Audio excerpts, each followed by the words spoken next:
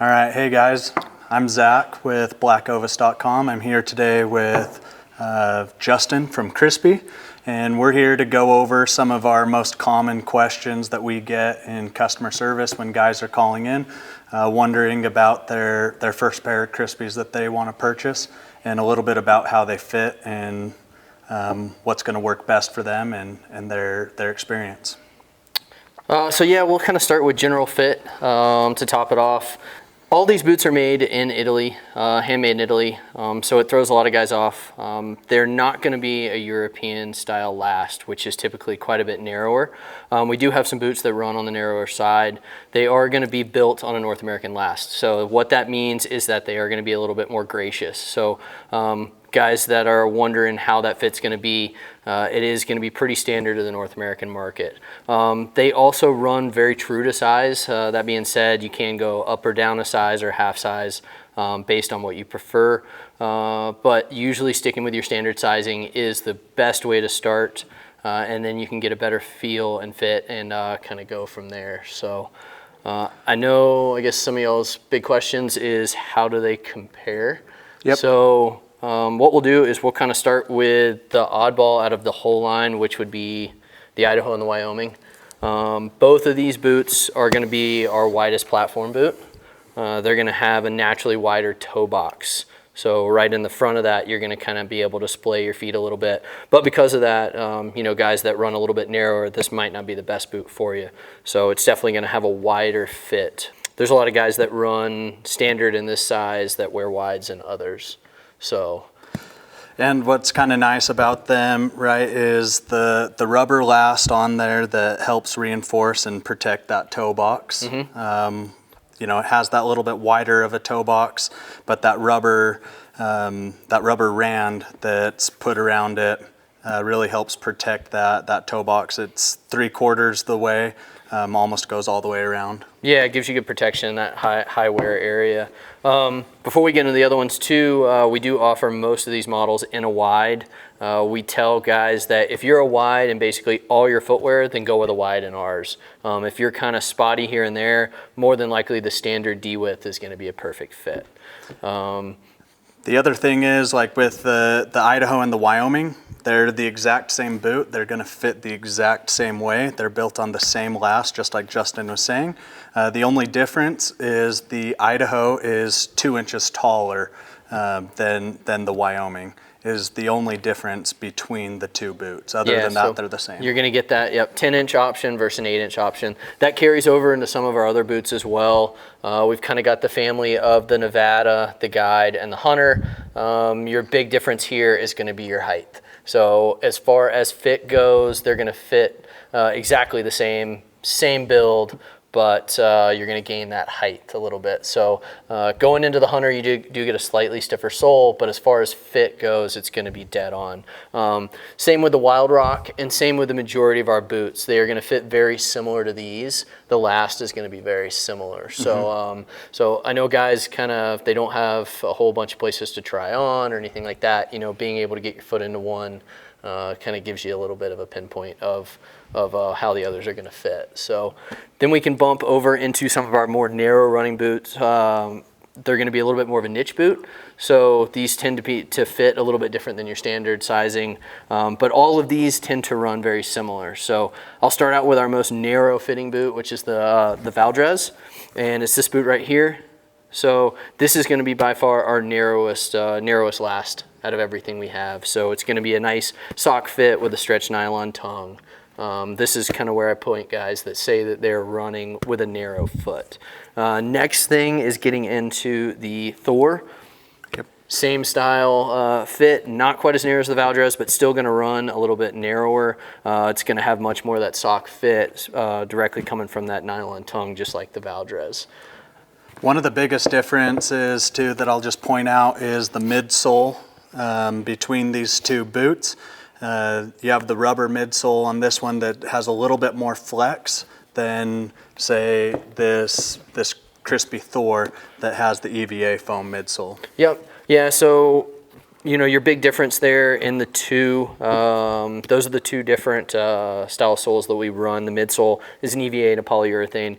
EVA benefits there is it's super lightweight, very lightweight, very cushiony, but the downside is it will compress over time. So we are talking about quite a bit of use. Whereas you get into the polyurethane and it's a little heavier, but it's going to take a beating quite a bit more, and it's also not going to compress at all. So about the only kind of wear you're going to have out of the polyurethane is going to be the outsole, which you'll start wearing with use. But those are going to be the two options. Those are the only two options that we run in them. And the big thing is durability and weight. Going in a little to another one that's going to be a narrower running boot is the Briksdal. You can tell it's very similar to our crossover as well. It has that anatomical lacing system. All of our boots that have that are going to run a little bit narrower. So this boot is going to fit much more like a mountaineering style, so it's going to be much trimmer. It also has that stretch nylon tongue, so you can kind of see the trend. Those boots with the stretch nylon tongue tend to be a little bit narrower fitting. This boot also does not come in a wide, so it's only a standard size. So it's kind of your one option there. But the nice part is almost all of our boots do come in a wide, so if you do get standard sizing, doesn't work, you can get it back to these guys, and they can get you swapped out for the right size. Yeah, so that's the Briksdal, the Thor, the Valdres. Definitely going to be our more trim running boots. They're going to be the ones that are built more on that European last. Absolutely. With that Italian made boot, a little bit more of that European last, more of a narrow toe box. Yep, absolutely. Going through there. Yeah, 100%. Perfect. So now we touched a little bit on this crossover. It's a little bit more of, an everyday style boot, everyday style shoe. Still has that little bit more narrow toe box, but it's more of like an everyday use that a lot of guys really like, being able to use at work and variety of the activities that they're doing on and off the mountain. Yeah, it definitely gives you a lower option, so you're not going to be quite as tall as your other boots, not quite as invasive, but you're still getting boot performance. You're getting great traction with the Vibram sole. You're getting full waterproof with the Gore-Tex liner that you get in all of our other boots as well. So it's a great light hiker, everyday wear, so great for wintertime. Yeah, that's a great point that you bring up. Every one of Crispi's boots has full Gore-Tex, so they have that waterproof. Every one of the ones that we carry and sell. Yeah, everything that we actually distribute in North America is going to have a Gore-Tex liner in there. So everything from more of our lifestyle all the way up to our tallest hunter here, they're all going to have that same Gore-Tex liner. So full Gore-Tex wrap that goes all the way underneath the boot, so it's 100% waterproof. Awesome. So yeah, let's jump into a little bit of the Nevada guide and hunter, a little bit of the wild rock and some of those differences with them. Yeah, so we'll kind of start with that family I was talking about, is that the Nevada guide hunter, basically the same builds. You're just going to get a little taller there. The nice thing with the Nevada and the guide is that they're going to be offered in a insulated and a non-insulated. That insulated is 200 grams of Duratherm Gore-Tex insulation. And then also non-insulated option. Once you bump up to the hunter, it's only that 200 grams of insulation, so it's the only thing that's offered there. And then for the late season, when it does get pretty cold and you're looking for a much more insulated boot, you're going to be able to run this Wild Rock here, which is going to be a 400 grams of Primaloft. So benefit of that is that it's extremely lightweight, and that it's basically like wearing a down coat on your feet. So it's going to retain, and it's also going to produce more heat. So this is going to be great for guys in super cold climate, and then also for sitting and glassing for long periods. Yeah, I get, the majority of our customers that call in and are asking about Crispi boots oftentimes are wondering about sitting in a tree stand, what they're going to be able to stay warmest in a tree stand that's going to fit them the most comfortably in comparison to a lot of the muck boots and different boots that they're wearing out in the tree stand and while they're hunting in the late season.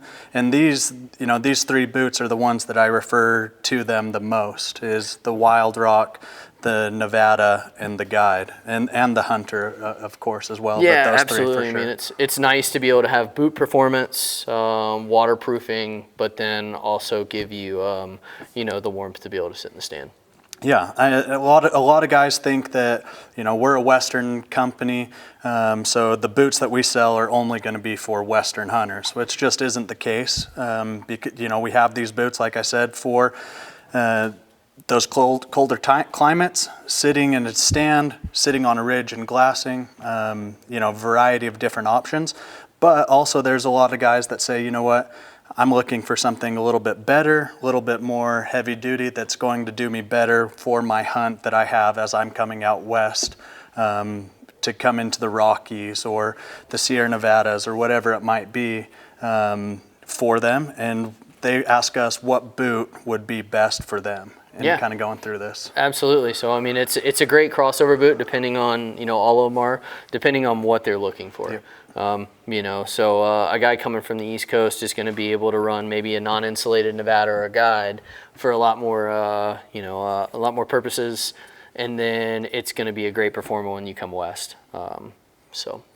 Yeah, one other thing I kind of want to touch on that we get quite a few questions on is Crispi has a unique system on their stiffness rating with their midsoles. Yep. and kind of how those work. We've touched on a little bit of some of these boots over here and their stiffness. We've talked a little bit about that, but if you could kind of go over that for us and explain to some of these customers on that stiffness rating and what exactly that means. Yeah, absolutely. So basically, before I even get into the stiffness, I guess a big confusion is how they're built. So we build all of these on what's called a board last.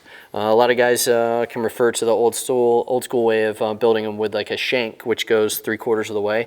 We run a board last, which is basically the entire outline of the sole, and it's inlaid between the midsole and the upper, and that's actually what gives it stiffness. So a lot of guys think it's actually the sole, but it's actually that board last that's laid in there. So what that does is it actually gives you rigidity from the toe to the heel, and it's going to keep that boot from flexing on you side to side. So you really notice that climbing steep terrain or side hilling. Plus it gives it that awesome rocker that we've got built in there that eliminates all your break-in time. Yeah, I wanted to touch on that. But you know, as far as flex goes, we run a scale of 1 to 5, 1 being the softest, 5 being the stiffest. And most of our boots are going to hover around that 3 range. Mm-hmm. You know, it's a good mix of stiffness, stability, but then also comfort. So having an overly stiff boot in gradual terrain can counteract a little bit and lead to some foot fatigue, leg fatigue. But you know, you go from something like our Briksdal SF here, which is the stiffest boot we make, which is in the 5, has a much stiffer sole. Then say you go all the way down to like a Laponia, which we don't have here, but is one of our softest boots. So much more stealthy, but isn't going to give you that support, you know, if you're up in steep rocky terrain. Yep, and it just depends on every hunter, every situation, on what exactly they're looking for, and being able to find that perfect boot that's going to allow them to do the most in the most amount of comfort. Absolutely. I mean, there's a rule of thumb, you know, if you're going on a doll sheep hunt, you typically want something a little bit stiffer so you have a good platform. Yep. However, a lot of that is subjective. You know, that's something that you as the customer have to ask yourself, do you like a stiff boot? Would you rather have a softer boot? Because I can tell you there's guys out there that are going on these steep, crazy hunts in the softest boot we make, and then there's guys going on flat antelope hunts, you know, in the stiffest boot we make. So it's all a lot on personal preference and what works best for you. But I'm sure your guys here can point them in the right direction. Absolutely. The other portion I wanted to touch on is Crispi's patented technology with the ABS, the ankle bone support system. Yep. That they have in their boots. If you wouldn't mind touching on some of the boots that have them, what exactly that means and how that ankle bone support system conforms around the ankle. Yeah, absolutely. So it's easy to tell. All the descriptions are going to tell you which ones have that in that. It's called ABSS, stands for Ankle Bone Support System. And what it is it's, if you can envision a memory foam, it's built into the middle of this boot and it's right around the ankle area. So what happens is as you tighten down that boot, it's actually going to wrap around your ankle bone, and it's going to create it's going to eliminate any lateral movement. So there's 2 parts to that. It's going to give you great support with a heavy pack. It's going to give you great support side hilling, But then, you know, the other side of the coin is that you look at something like the Thor, which doesn't have any of that added ankle support. This boot is meant to be light and fast, and it's very nimble. So by taking that out, it eliminates a lot of the weight. It also allows you to be very stealthy, you know, and be a little more agile. So, Yep. but the good part is all of them will be labeled with that. So for you guys that are going, you know, deep into the backcountry, carrying heavy packs, know you're going to be in steep terrain, or just know that you have weak ankles, looking for a boot that has that ankle bone support system in there is definitely, you know, an added plus. Yeah, absolutely. You know, and one final step that I wanted to kind of touch on that we tend to get a lot of questions on is, you know, I'm going to get these boots. How long is it going to take me to be able to break them in, for me to be able to be ready? You know, some boot companies out there say, you know, 50 miles, 100 miles or something like that they'll put onto their boots of how long it takes for them to break in. And with my experience, it's not quite like that. No, it's, you know, we have a lot of guys out there that you know, say that there's 0 break-in time. Obviously, every boot is going to get better with wear. We don't really put a mileage on it. I will say that the leather boots will get better and better, you know, over a longer period of time, simply because that leather will actually you know, conform to your foot, whereas the Cordura not quite as much.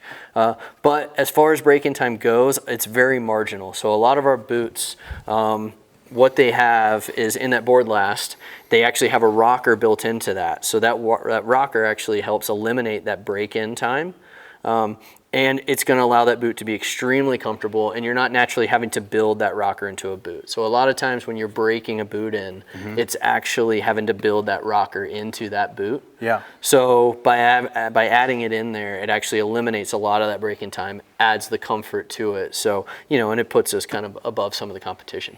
Yeah, absolutely, and that's been my experience. Is they feel like they're broken in right out of the box. When you're walking, that toe rocker makes you feel like you just want to get up and go. Yeah, definitely. So perfect. Well, you know, I appreciate you coming by today, Justin, and chatting with us a little bit. Not a problem. Again, if anybody has any questions on fitting, you know, feel free to give us a call. Any one of our gear guides would be happy to answer those questions and help you out on finding the best boot that's going to fit you and your next hunt. Appreciate it.